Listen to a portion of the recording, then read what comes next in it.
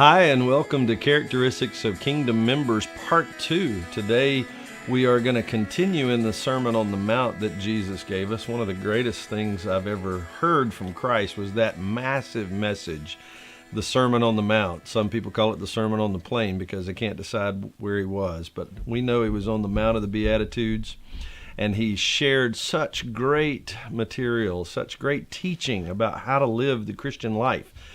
The first part was on the Beatitudes, the first 12 verses of Matthew chapter 5. Today we begin a study on the next several verses, verses 13 through 16.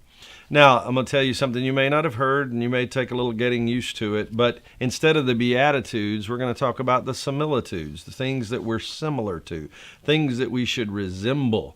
Basically, salt and light are the two main things we're going to talk about in this study. Salt being the first and light being the second. You are the salt of the earth. You are the light of the world. And when we think about these things, they are very good images for us to try to emulate, try to be like, try to be similar to. Therefore, the similitudes. Let me read to you from the passage that we're talking about, beginning with verse 13 of Matthew chapter 5. You are the salt of the earth. But if the salt loses its flavor, how shall it be seasoned? It is then good for nothing but to be thrown out and trampled underfoot by men. He goes on to talk about the light of the world. You are the light of the world. A city that is set on a hill cannot be hidden. Nor do they light a lamp and put it under a basket, but on a lampstand, and it gives light to all who are in the house. Let your light so shine before men that they may see your good works and glorify your Father in heaven. For they shall be called sons of God. When we talk about salt and light, we can get into a lot of different things. We're going to talk about salt next in our next lesson.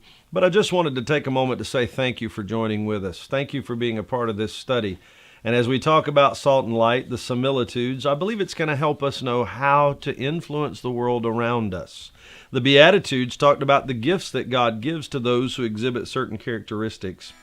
But today we're going to begin a study that talks about how we should behave and how we should infiltrate the world with the gospel and the love of Jesus Christ. So let's get started by talking a little bit more about the salt of the earth. Thanks again for being here, and I hope you'll enjoy the study on characteristics of kingdom members, the similitudes.